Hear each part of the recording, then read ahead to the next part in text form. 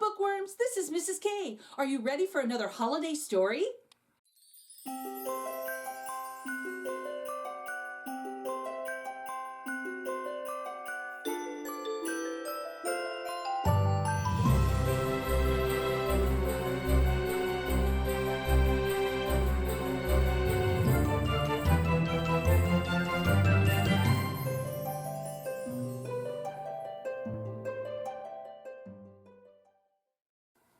Welcome back. It's so good to see you again. Today I'm going to read one of my favorite Christmas stories.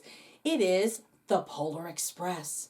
It was written and illustrated by Chris Van Allsburg. And what's really cool about this story is that, you see this gold medal right here? It won the Caldecott Award in 1986. That means it was the best picture book for that year. So it's a big honor because there's lots of books out there for us to read. On Christmas Eve, many years ago, I lay quietly in my bed.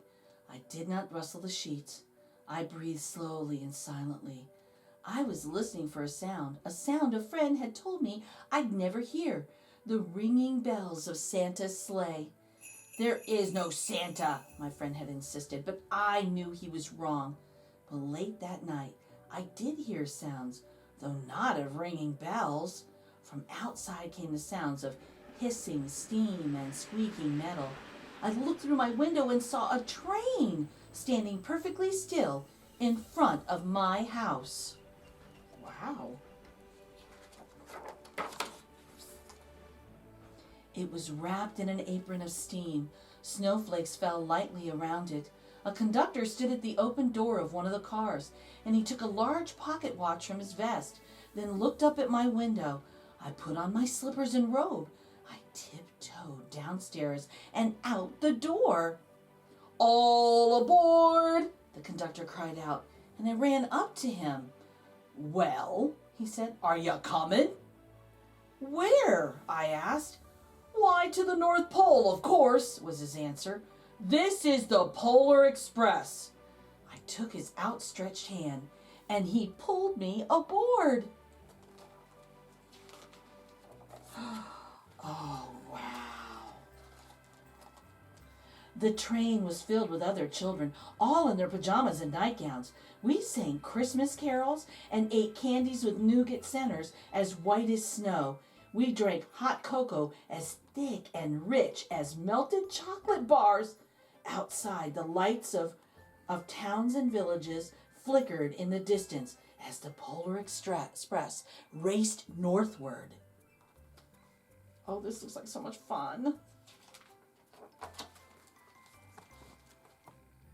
Soon there were no more lights to be seen. We traveled through cold, dark forests where lean wolves roamed and white-tailed rabbits hid from our train as it thundered through the quiet wilderness. What pretty animals. Oh my. We climbed mountains so high it seemed as if we'd scrape the moon. But the Polar Express never slowed down. Faster and faster we ran along, rolling over peaks and through valleys like a car on a roller coaster. Looks like a fun ride to me. Oh, the mountains turned into hills, the hills to snow-covered plains. We crossed a barren desert of ice, the great polar ice cap. Lights appeared in the distance. They looked like the lights of a strange ocean liner sailing on a frozen sea. "There," said the conductor, "is the North Pole." Ooh. Wouldn't that be fun to be on that train? Oh, I would love it. Oh my, how pretty. The North Pole, it was a huge city standing alone at the top of the world, filled with factories where every Christmas toy was made. At first we saw no elves. "They're gathering at the center of the city," the conductor told us.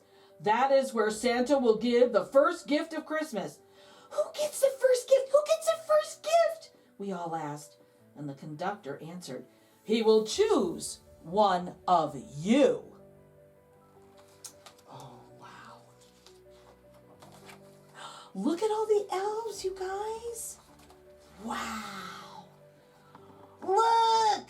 shouted one of the children. The elves! Outside, we saw hundreds of elves. As our train drew closer to the center of the North Pole, we slowed to a crawl.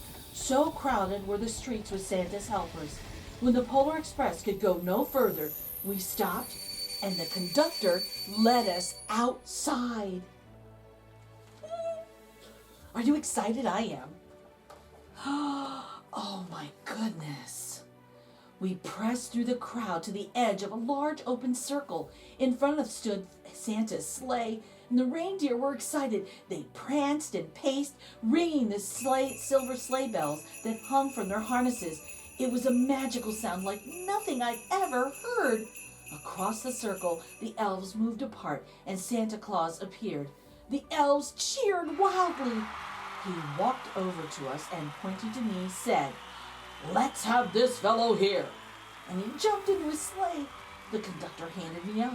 I sat on Santa's knee and he asked, "Now, what would you like for Christmas?" Oh, so exciting. Oh my goodness.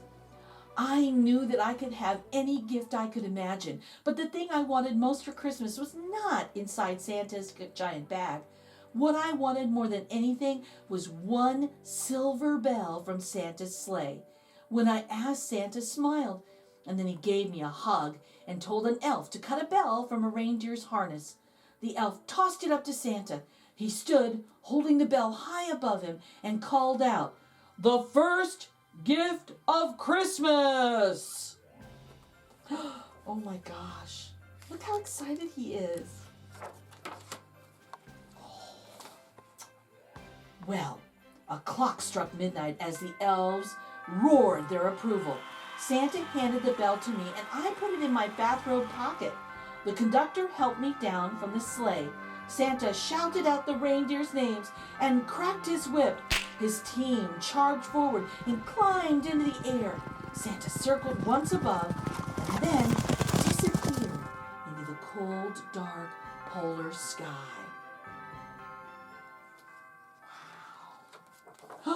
Oh my goodness. Well, he doesn't look so happy.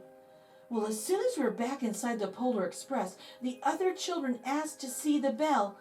I reached into my pocket, but the only thing I felt was a hole. I had lost the silver bell from Santa Claus's sleigh. "Let's hurry outside and look for it," one of the children said. But the train gave a sudden lurch and started moving. We were on our way home. Aw, poor little guy. Well, it broke my heart to lose the bell, and when the train reached my house, I sadly left the other children. I stood at my doorway and waved goodbye. The conductor said something from the moving train, but I couldn't hear him. "What?" I yelled out, and he cupped his hands around his mouth. "Merry Christmas!" he shouted, and the Polar Express let out a loud blast from its whistle and sped away. Aww. At least he got to see Santa. Well, on Christmas morning, my little sister and I opened our presents, and when it looked as if everything had been unwrapped, Sarah found one last small box behind the tree. It had my name on it. Inside was the silver bell, and there was a note. "Found this on the seat of my sleigh. Fix that hole in your pocket. Signed, Mr. C." I shook the bell. It made the most beautiful sound my sister and I had ever heard. But my mother said, "Oh, that's too bad." "Yeah," said my father, "it's broken." When I'd shaken the bell, my parents had not heard a sound.